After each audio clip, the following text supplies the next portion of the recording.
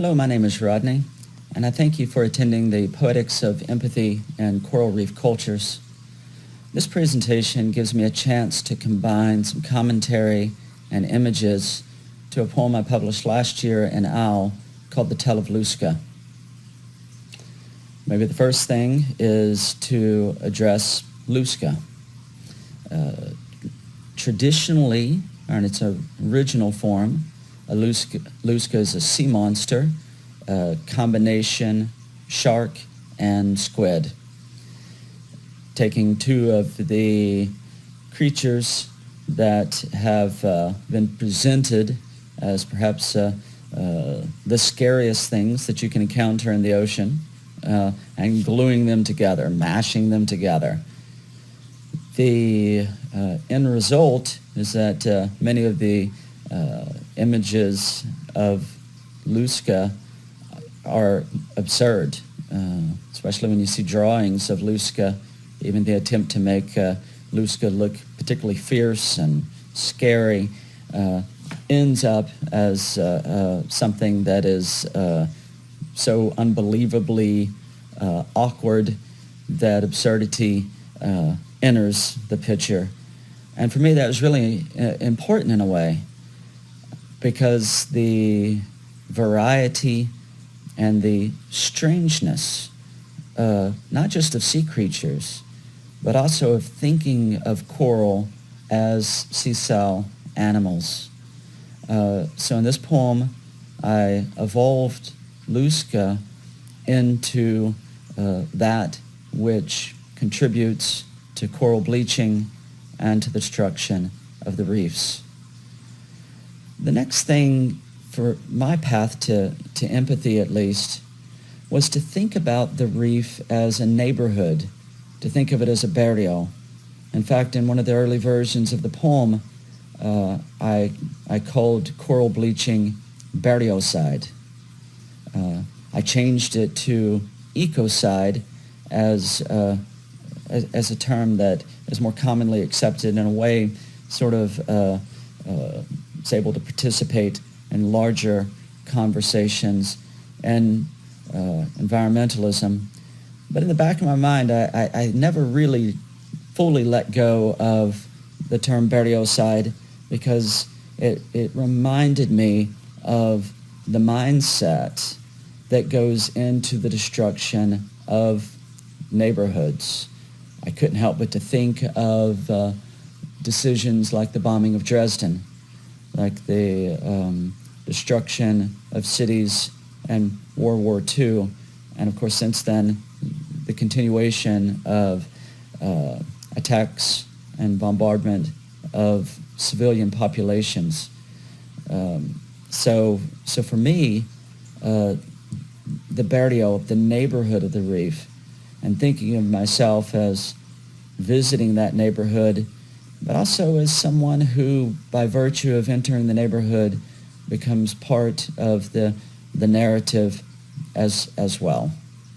I had a few major influences when it comes to the poem. I tried to set those up at the beginning of the poem, so the reader would be along with me when it comes to the key inspirational figures. I set up the epigraph from Edward Glissant. And for me, the notion of relational identity, again, thinking of the divers and myself as one of those divers, forming and participating in an identity that involves attitudes in relation towards the reef burials. The next is Derek Walcott's epic, Omerus, and so I use the boat from his poem as the boat in the Tale of Lusca. And so I wanted to go ahead and bring that in there as a leaping off point for the divers. And then finally, I make reference to her deepness in the first stanza of the poem, and that of course refers to Dr. Sylvia Earle. I really want this poem and my writing about the ocean to participate in what Sean Carroll calls poetic naturalism, so that you have different ways of talking about the science, different ways of exploring the reef that embraces both the knowledge that comes from marine biology as well as that of other poets and painters and artists. And so I want to turn now to the poem itself. Tried to pair the different stanzas of the poem with some images that I hope will help bring out the challenge of coral bleaching in our world today. Thank you.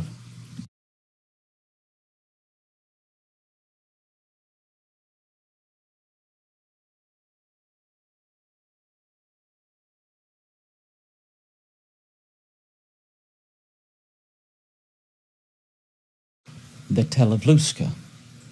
A giant stride off, and God we truced, and we begin to sink down into the tepid, translucent Caribbean Sea. Equalize, clear the mask, swirling slowly in search of life. Some are here for the fabled coral arches, others for a chance encounter with eagle rays and eels.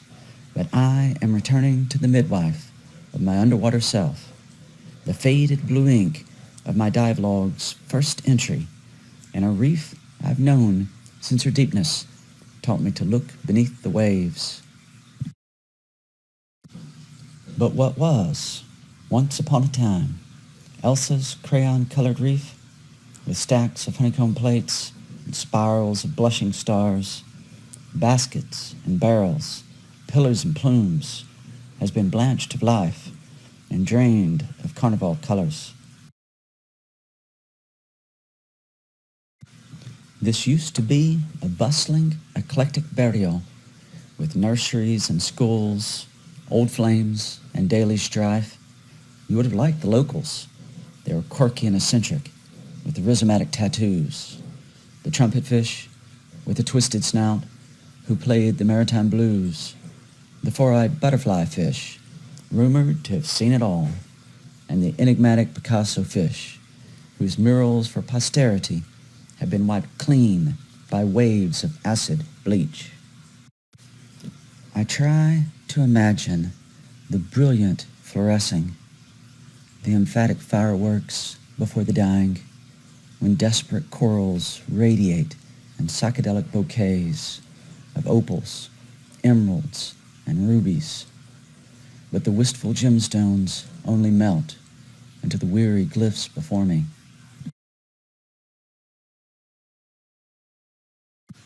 There's no blood in the water, but lamb's caudal dream sags from staghorn branches and mute skeletal mounds.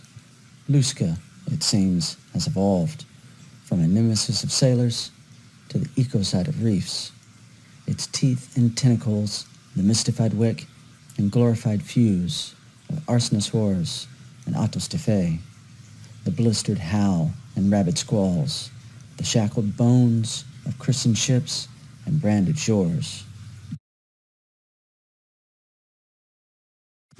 But there are other forces flickering in the liquid blue. In the distance, soft, luminous puffs do not have Lusca's spark. Instead, they glide and glow with tales of the marooned. Like storybook sojourners, we are drawn to them.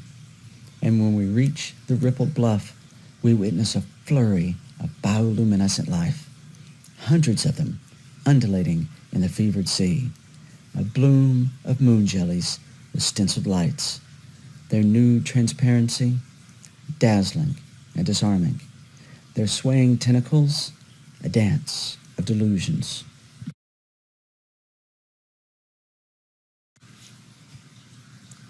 With more questions than answers, we drift on, carried by the current, knowing that our air is running low as we slope toward the abyss.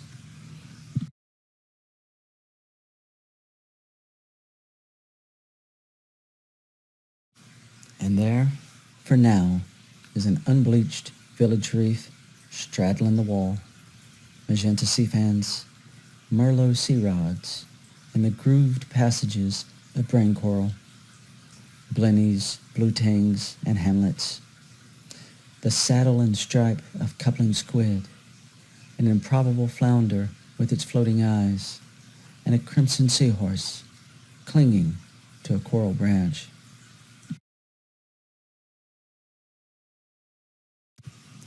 Suspended here together, we marvel at the flourishing, the muffled tick-tock of epic scrolls we may never comprehend.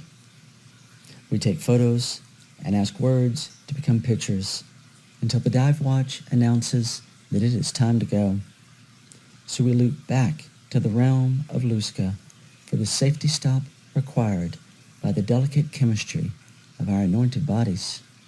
Aquatic apes hovering at the meridian, eyes trained on the precision instruments of our own limitations.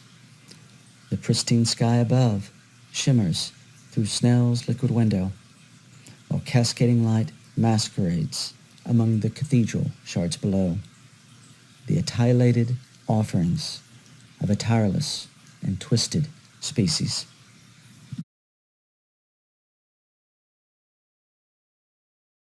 Allow me a few final remarks about the Tell of Lusca.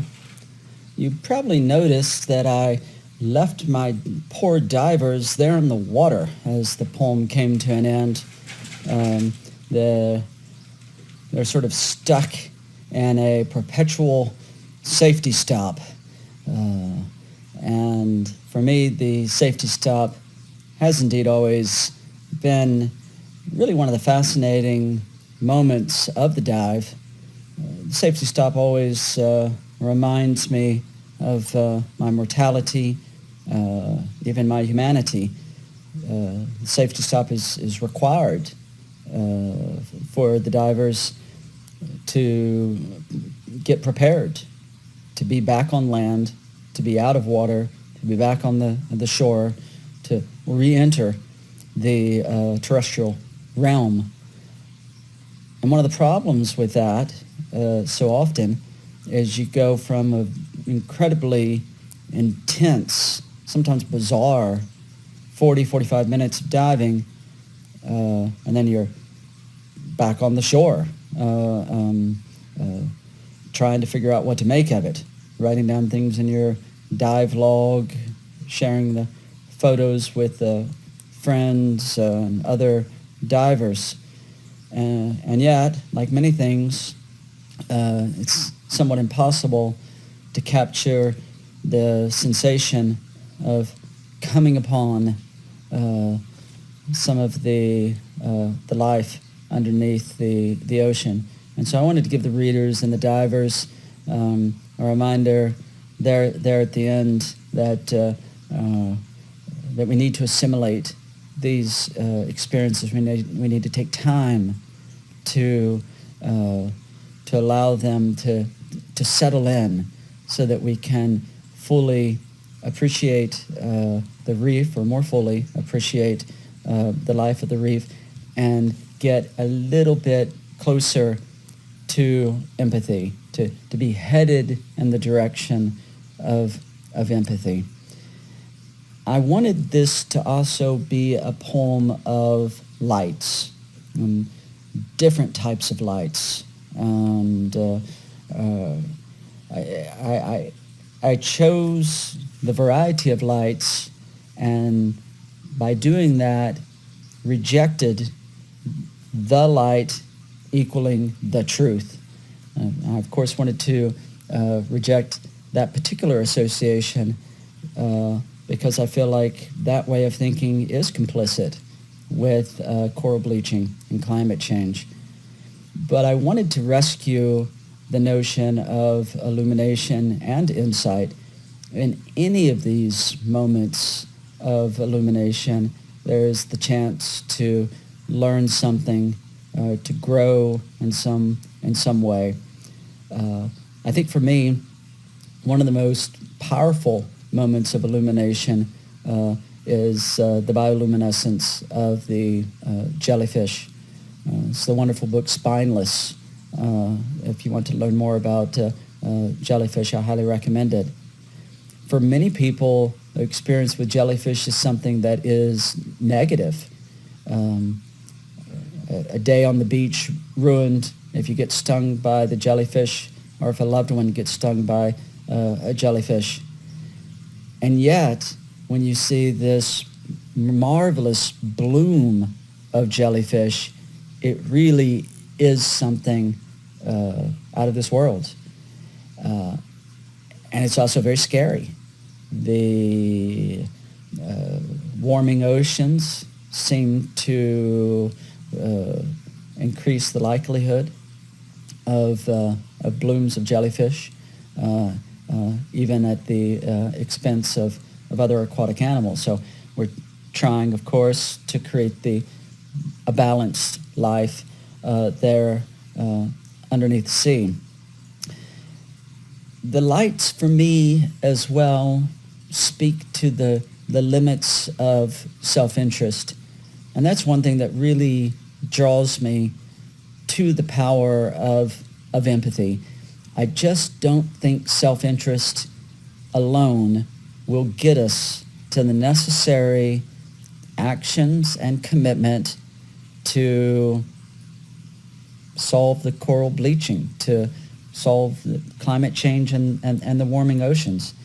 I think self-interest needs to be part of that picture. We need to understand what's in it for us as a species if we continue to decimate the reefs.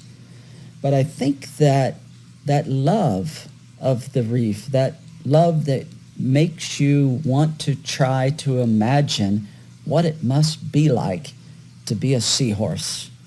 The lovely and the strange of the ocean, the flounders, the trumpetfish, the squid. I think it will be a willingness to embrace something that we do not fully understand, Glissant's notion of the opaque.